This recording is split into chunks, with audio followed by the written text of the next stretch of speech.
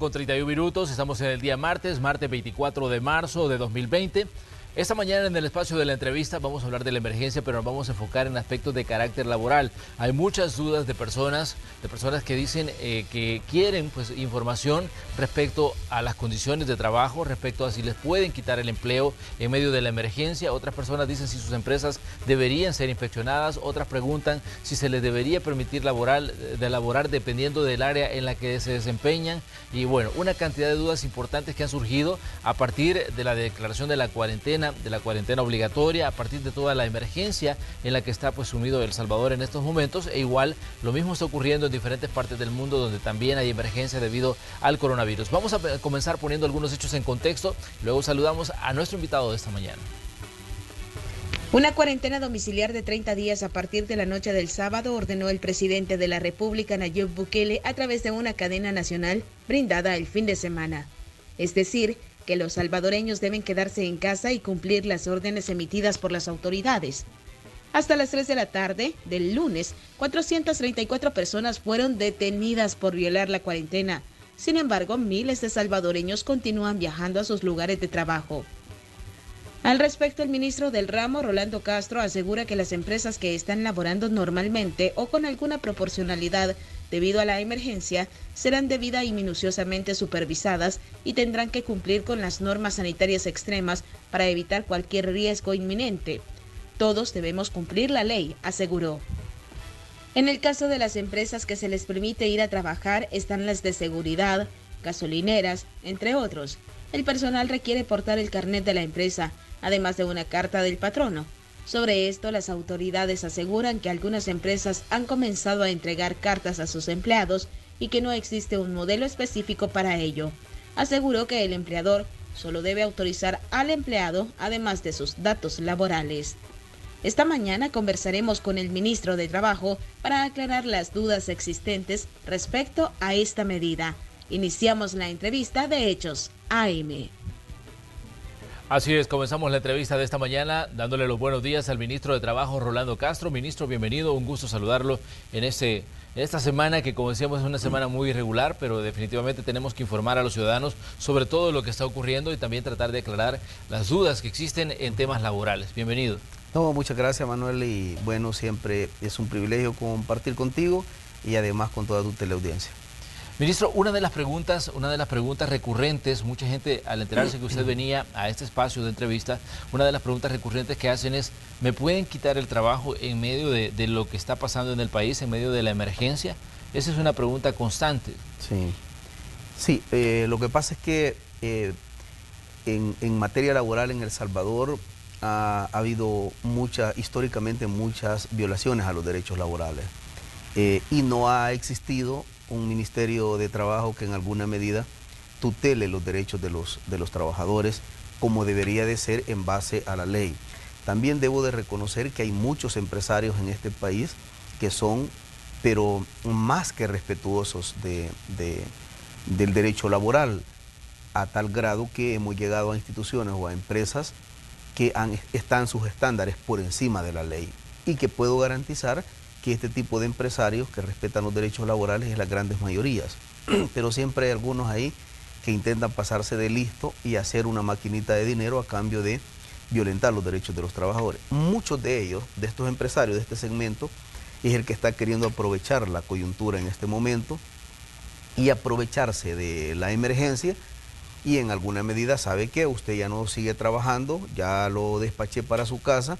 Entonces aprovecho también esta oportunidad para quitarle contractualmente su empleo. No, Manuel, no vamos a permitir, somos contundentes, como gobierno no vamos a permitir un tan solo despido en esta crisis, en esta coyuntura. No vamos a permitir. Estamos en un momento extraordinario, hay una declaratoria de emergencia a nivel nacional, hay una pandemia a nivel mundial y en este momento estamos claros de que debemos de buscar puntos de equilibrio, que debe de ser también prudente en el tiempo, pero en este momento las órdenes emanadas por la declaratoria de emergencia no las va a incumplir una tan sola persona, mucho menos una empresa. Así es que contundentemente, en el momento que suceda esto, nosotros tenemos equipos de contingencia y de reacción inmediata para ir a verificar, levantar el acta y nosotros vamos a procesar toda empresa, todo patrono que aproveche esta coyuntura.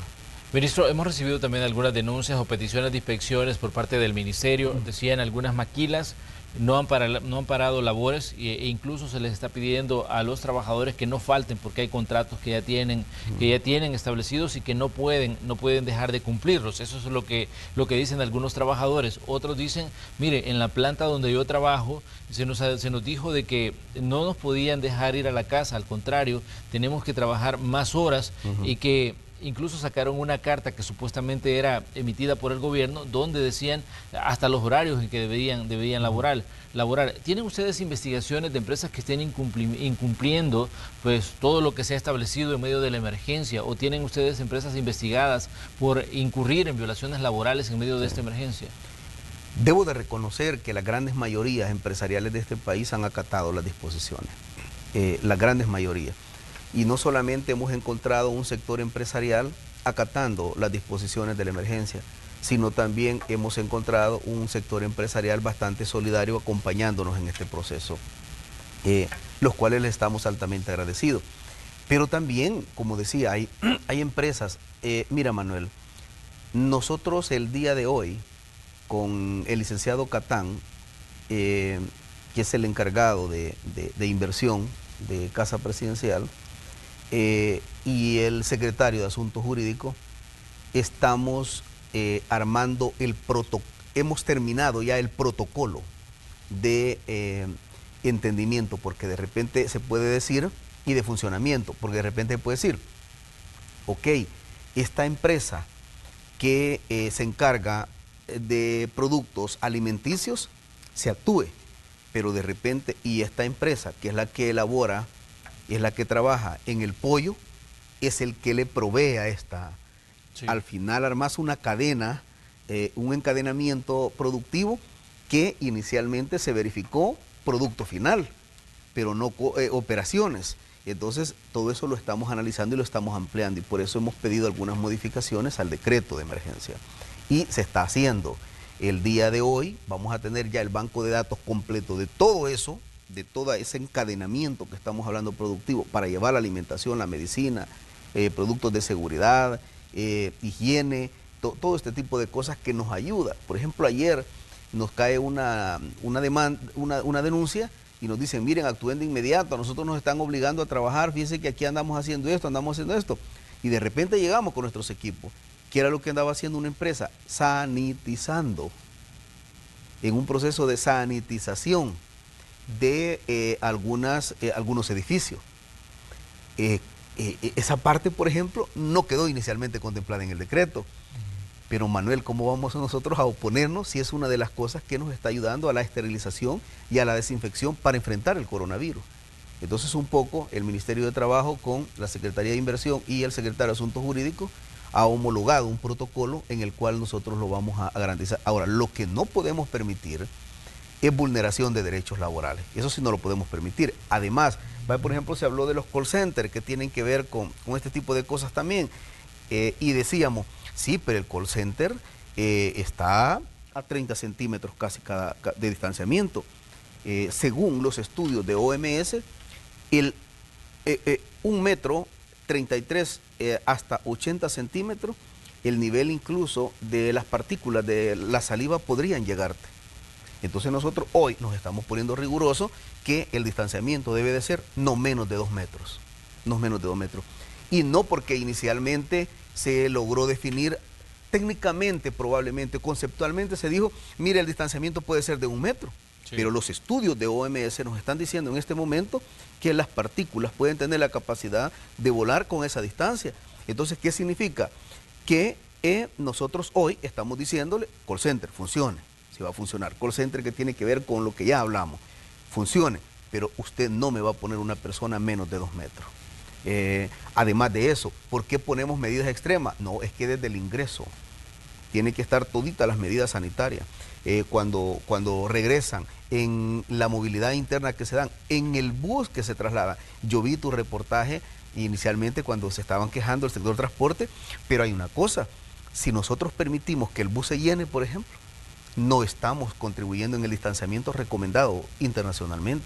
Entonces, ¿qué es lo que sucede? El presidente dijo, el microbús tiene que ir, en otras palabras, a la mitad. Sí. Uno va en un asiento acá, el otro allá, porque si no, si vamos, la verdad, el mismo presidente lo planteó. El dengue es transmitido por el insecto, por el zancudo, pero ahora este virus es por la movilidad del ser humano. El tema de la cuarentena fundamentalmente está buscando inhabilitar esa transmisión producto de tener nuestra cuarentena domiciliar. Ministro, ¿qué tanto ha subido el nivel de denuncias que reciben ustedes como Ministerio de Trabajo y en qué momento deciden inspeccionar cuando hay algún tipo de denuncias? Porque definitivamente todos los días ustedes han de recibir una cantidad grande de gente quejándose por una u otra razón, pero ¿en qué momento se define es necesario que vayamos e inspeccionemos? Está totalmente disparado la denuncia ahorita. Estamos en un momento cíclico atípico y cuando nosotros llegamos, los números de teléfonos que estaban asignados para la denuncia caían, antes que nosotros llegáramos, caían aproximadamente 10 o 15 denuncias diarias. Cuando nosotros llegamos, se disparó a un promedio de 250 denuncias diarias.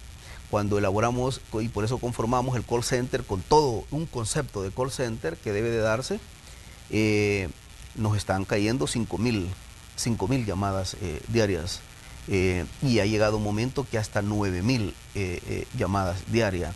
Ahora, también en el ministerio tenemos un protocolo articulado, no tenemos la capacidad instalada para reaccionar en 9.000 actividades distintas.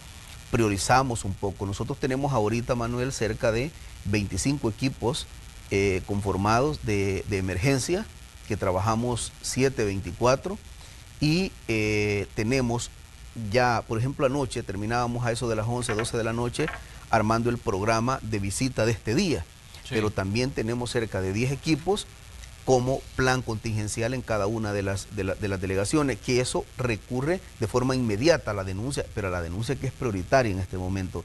También no dejan de haber un montón de rumorología. Hemos verificado incluso que nuestras denuncias, cuando hemos llegado al lugar, no es cierto lo que se ha planteado. Pero yo creo que en términos generales sí. Pero una cosa que quiero ser contundente en tu programa y dejarlo clarito, pero claro ante el pueblo salvadoreño, es que la instrucción del presidente y la declaratoria de emergencia, no vamos a permitir ni un tan solo despido en esta crisis. No vamos a permitir un tan solo despido, porque todo tipo de despido que se dé en este momento gozaría de arbitrariedad y de ilegalidad. Y ahí vamos a ser contundentes. Y el ministerio, tú lo has visto, Manuel, ha jugado un papel ya importante, un rol distinto a como estaba la Cenicienta dormida.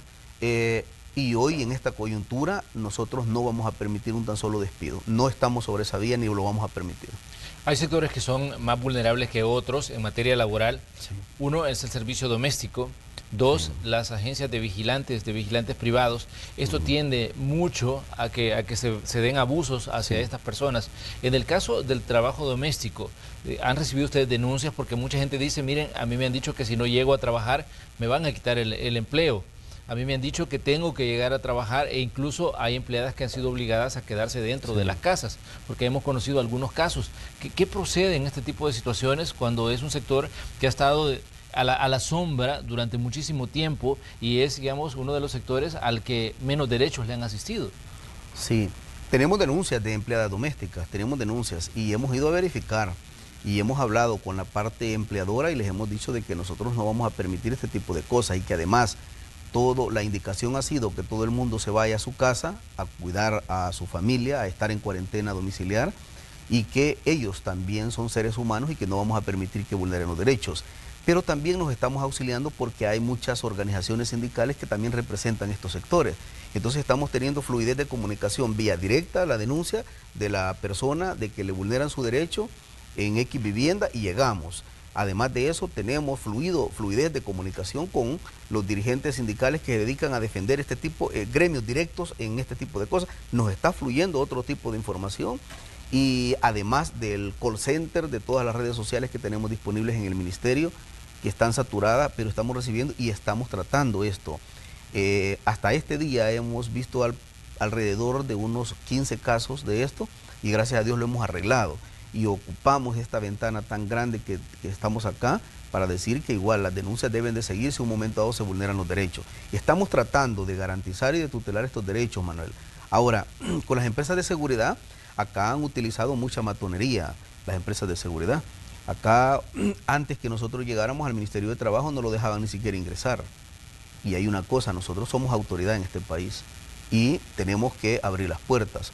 Y cuando las empresas de seguridad tocamos la puerta nosotros, no nos quisieron abrir, nos quisieron tratar como siempre trataron al Ministerio de Trabajo.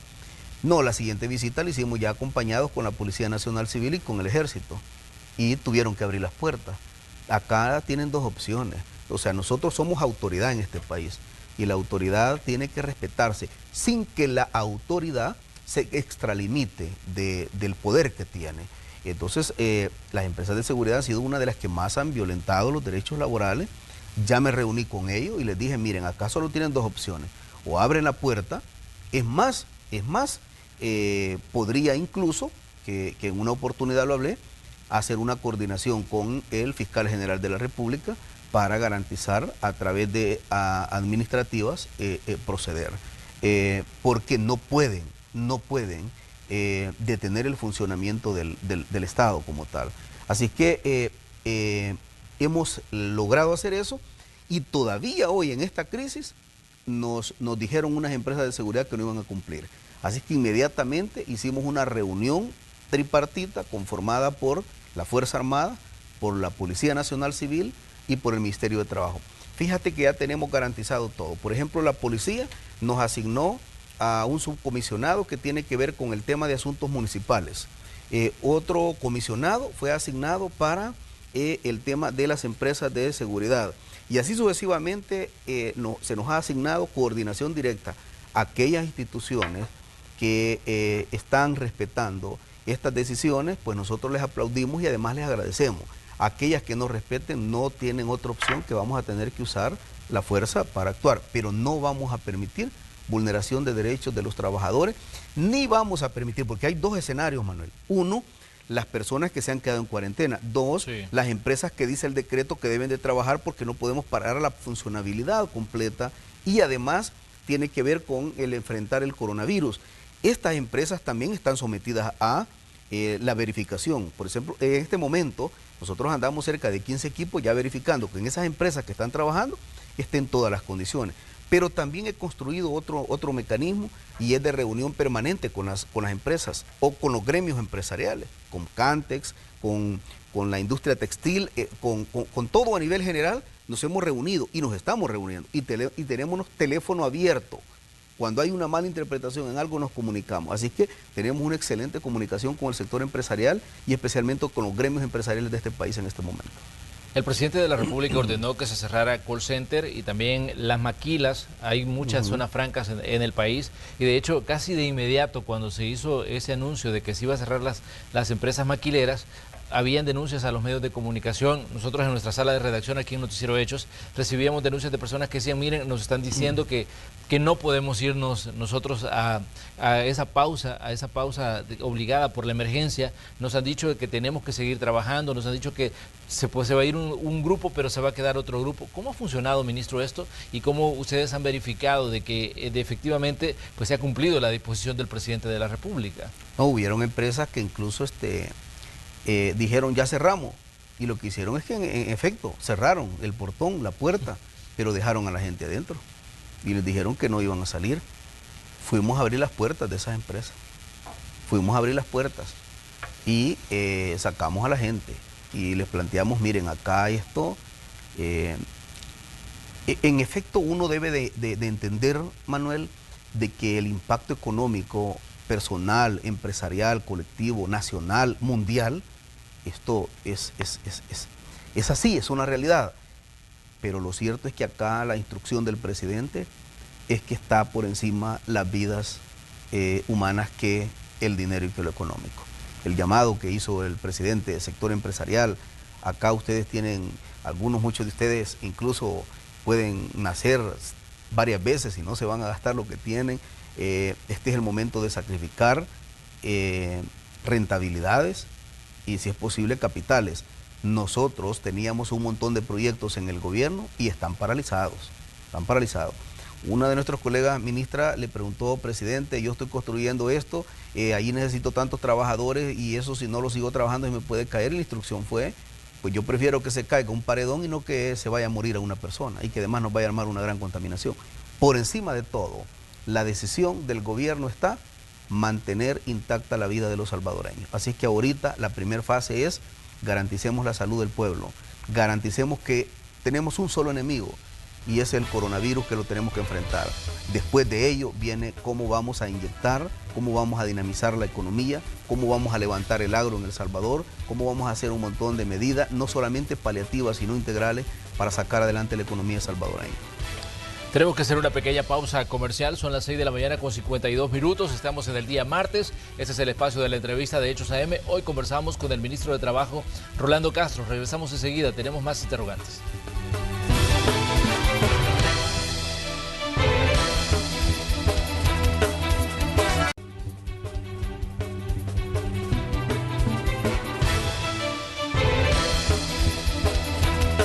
Son las 6 de la mañana con 55 minutos en el espacio de la entrevista de Hechos AM. Esta mañana conversamos con el señor ministro de Trabajo, Rolando Castro. Estamos hablando de diferentes situaciones que se han planteado en medio de la emergencia generada por el coronavirus. Ministro, usted ayer sostuvo una reunión con Milagro Navas, ella es la presidenta de la Corporación de Municipalidades de la República de El Salvador, de Comures, y además es la alcaldesa de Antiguo Cuscatlán. Hablaban sobre derechos también de las personas que están laborando en medio de la emergencia y que son trabajadores municipales. Sí. ¿Qué puntos fueron específicamente los que trataron? Sí, había una preocupación de la presidenta de Comures y entiendo que de muchos alcaldes, que era sobre que el CAN se ponía a disposición de la PNC y de cuáles áreas eran las que iban a funcionar. Lo que pasa es que exactamente nomás termina la cadena.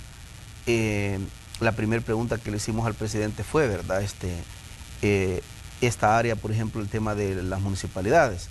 Entonces él dijo, sí, hay muchas cosas que se quedaron, porque en una cadena uno no puede como plantear todo a nivel integral o específico, ¿verdad? Claro. La punta del lápiz se afina en todo ello, pero el decreto contemplaba exactamente esas cosas, quiénes son las áreas que deben de funcionar.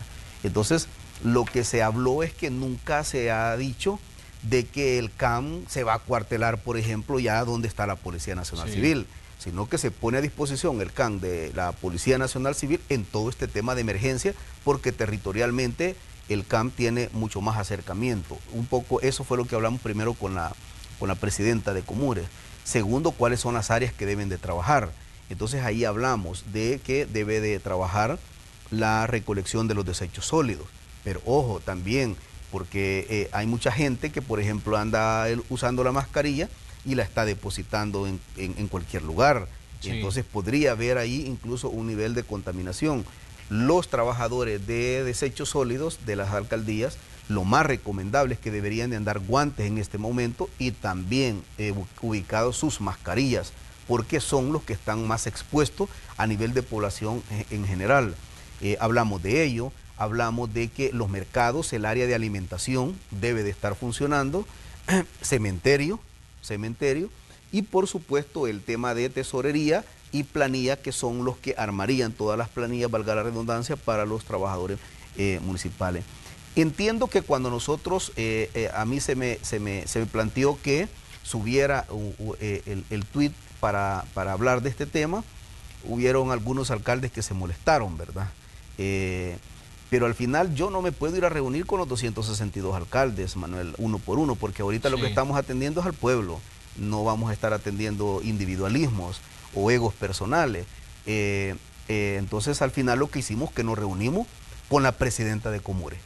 Hay un gremio que representa a los alcaldes y en todo caso está investido legalmente en este país, y esa investidura la tiene hoy por hoy la licenciada Milagro Navas. Entonces, en vez de ir a hablar con un alcalde con otro, que hay que ver cómo cada quien tiene su propia interpretación, tomamos la decisión mejor, y esa fue, es más, eso se le informó al presidente, y la reunión fue directamente con la presidenta de Comures, y ahí llegamos a lo que se escribió públicamente. En el caso de los trabajadores de saneamiento, ¿qué condiciones tienen que darle las alcaldías? Porque vemos que a mucha gente del área de saneamiento, que incluso hoy que las calles se quedan vacías, ellos siguen con su labor y mucha gente laborando para garantizar que se recoja todos los desechos sólidos que se generan. Creo yo que este tipo de trabajo es de felicitar a este tipo de trabajadores también, porque sin ellos no se puede llevar adelante una emergencia sanitaria. Pero ¿qué condiciones, ministro, les tiene que dar en este caso las alcaldías a este grupo de trabajadores que es tan básico para que no haya otros problemas en materia de salud? Sí, los trabajadores de recolección, los trabajadores de barrido de calle, los trabajadores que les toca poner bonita la ciudad, limpia, aseada, y además esa es la verdadera sanitización prácticamente, es lo que hacen ellos. Es uno de las labores más loables de este país y del mundo entero. Y a ellos debemos de tenerles especial consideración y felicitarles porque ellos, incluso hoy es 31 de diciembre y ese 31 de diciembre a la 1 de la mañana ya están los turnos trabajando para que el siguiente día, el 1 de enero, el 25 esté limpio. Ellos son los que se encargan de toda esa labor bien delicada. Lo menos que deben de andar los trabajadores de recolección de desechos sólidos de las alcaldías son guantes en este momento.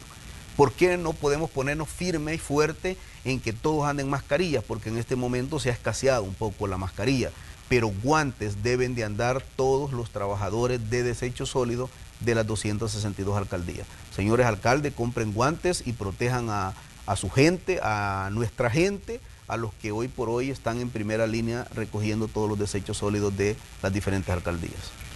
Ministro, hablemos un poco de las sanciones que se le puede poner a un negocio o a una empresa cuando incumple las disposiciones de la cuarentena o cuando entra en la violación de los derechos de sus trabajadores. ¿Qué hace el Ministerio de Trabajo y cuál es el margen de maniobra que tienen ustedes como autoridad en materia laboral para proceder a proteger y tutelar los derechos de los trabajadores?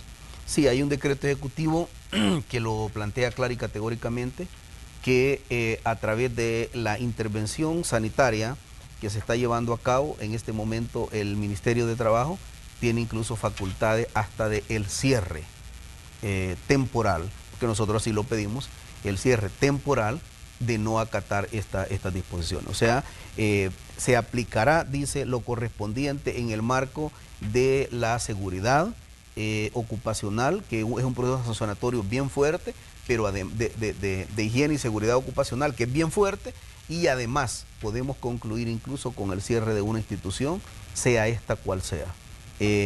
Pero vuelvo y repito, hemos encontrado, quizá Manuel, te diría que el 95% del sector empresarial de este país prácticamente ha cumplido. Y que conste, estas disposiciones que dice el decreto ejecutivo, dice que van incluidos las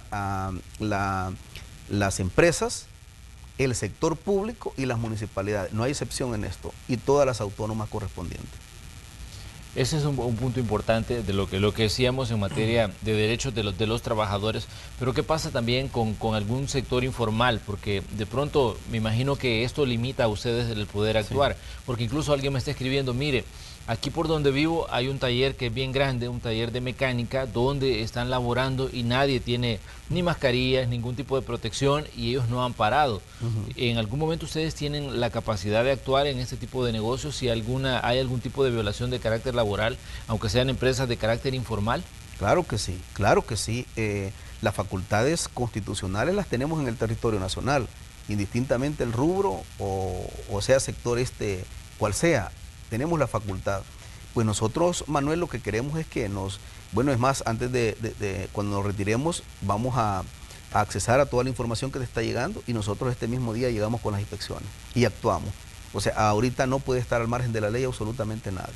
Y hay una cosa, en este país, tal como hablábamos en el espacio, en este país ha habido mucha vulneración de los derechos de los trabajadores. Lo que no ha habido es que un árbitro garantice las reglas claras. Hoy, en tiempos ordinarios, en tiempos normales, este ministerio está regulando eso y le está diciendo, ¿saben qué, empleadores? Llegó el momento de cumplir la ley, cumplan la ley, porque yo nunca voy a actuar de forma arbitraria, extralimitando las funciones que la ley manda. El funcionario público viene para dos cosas. En primera, cumplir, y en segunda, hacer cumplir la ley. No nos podemos extralimitar de eso. Pero con solo en este país aplicar la ley, te garantizo de que la curva para ir enderezando esto no es nada fácil, en tiempos ordinarios. Hoy en tiempo extraordinario, pues que incluso tenemos facultades mucho más fuertes, pues no nos queda otra que por salvar la vida del pueblo salvadoreño vamos a ser contundentes y duros para que respete esto. Ahora bien, ministro, ¿cómo ven ustedes el acompañamiento de los diversos órganos de Estado en materia de atención a la emergencia que está viviendo El Salvador? Vemos al órgano ejecutivo, que es el que está llevando la batuta, porque es el que está, digamos, claro, en determinado momento teniendo el control de toda la emergencia, pero vemos que tiene que necesariamente interactuar con los otros órganos de Estado para poner adelante algunas medidas. ¿Cómo han visto ustedes la actuación de la Asamblea Legislativa desde el Ejecutivo? Yo creo, Manuel, y lo dijo el presidente, que acá no va a haber otros desvíos de fondos Taiwán en casos de emergencia. Yo creo que en primer lugar hay que poner claro ante el pueblo salvadoreño. Nada ni nadie debe de aprovecharse de esta emergencia, porque muchas cosas que han pasado en nuestro país vinculadas a dificultades o catástrofes han sido utilizadas para captación de fondos y robar dinero del pueblo salvadoreño.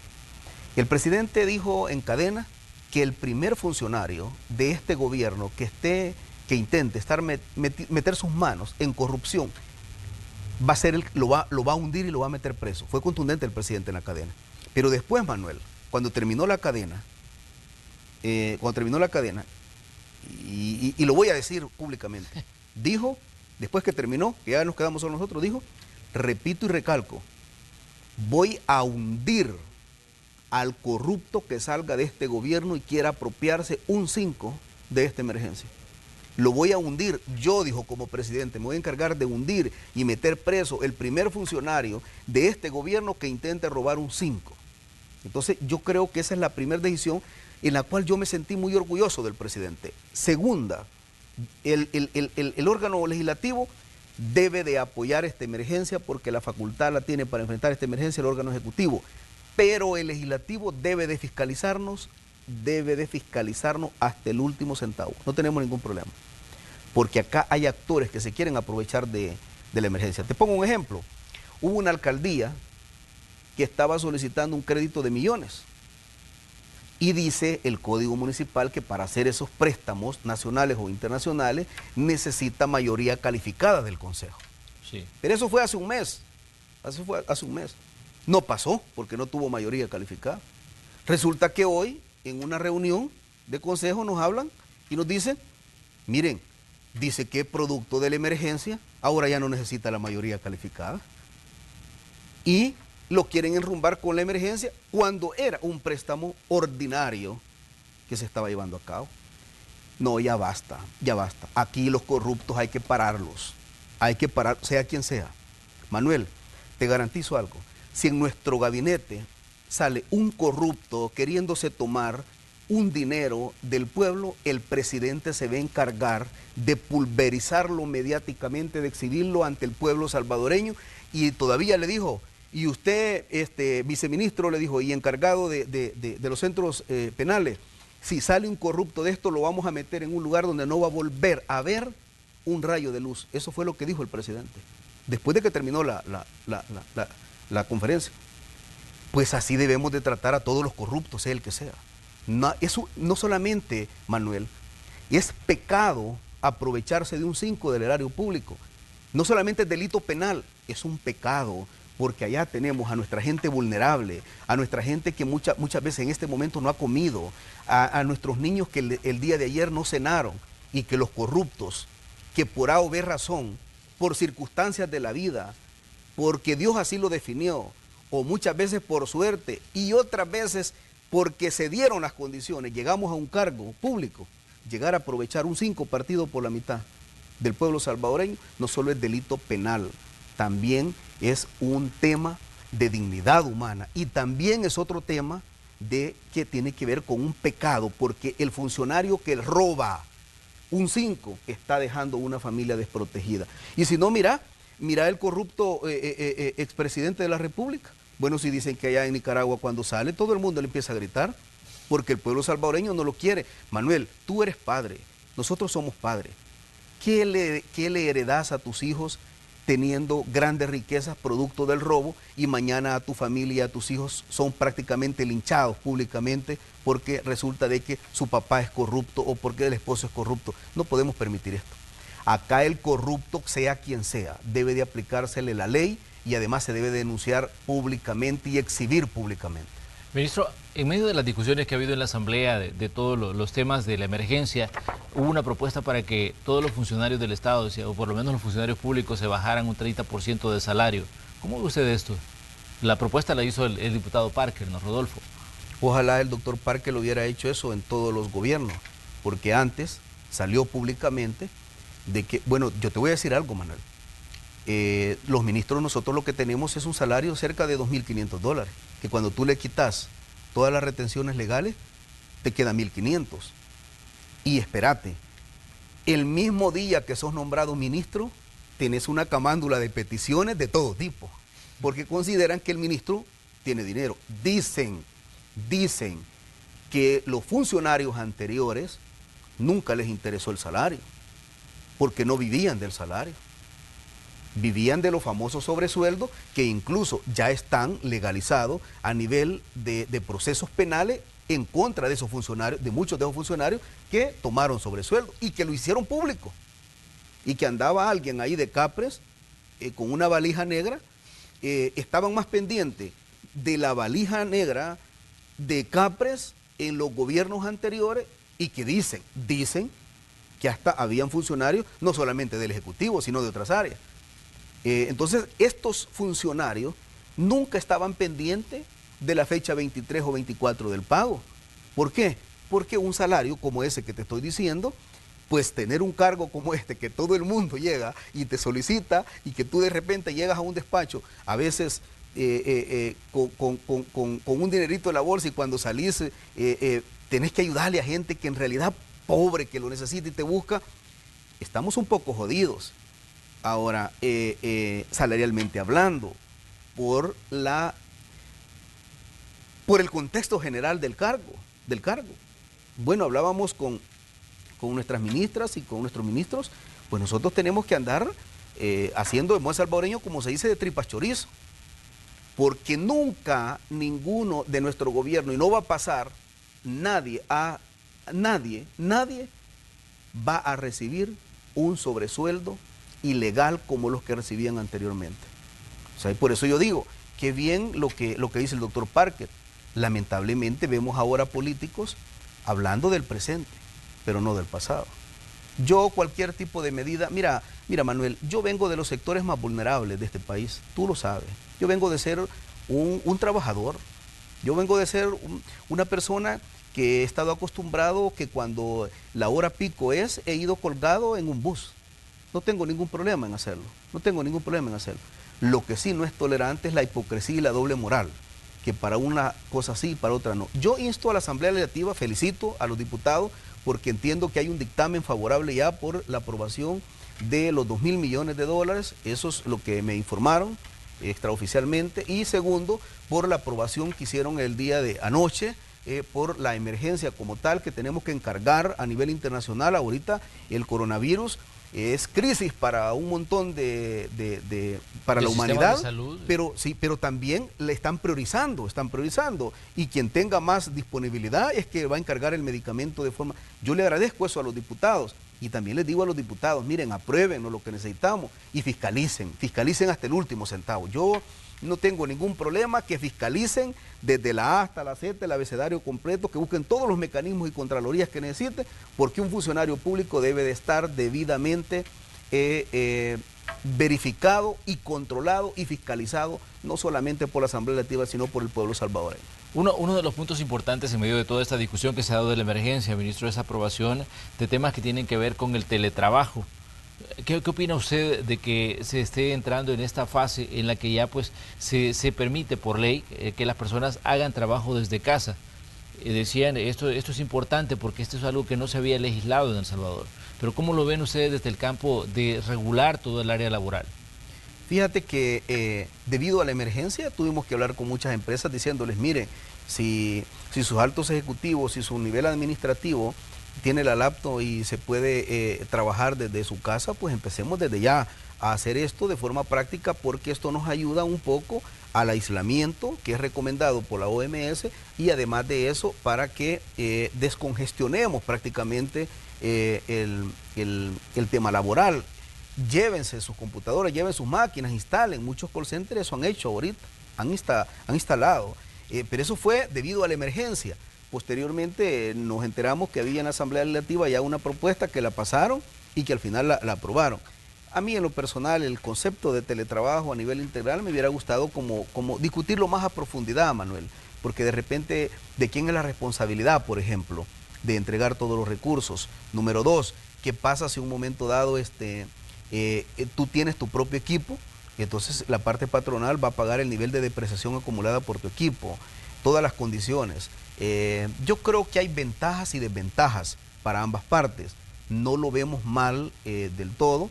Quizás un poco lo que yo siento es que pudo haber habido mucho mayor debate. Yo soy una persona fiel creyente, Manuel, de lo siguiente. En la Asamblea Legislativa siempre el sector patronal ha tenido una voz bastante fuerte, y tú lo sabes, los sectores productivos de este país, pero siempre ha habido ausencia del sector laboral.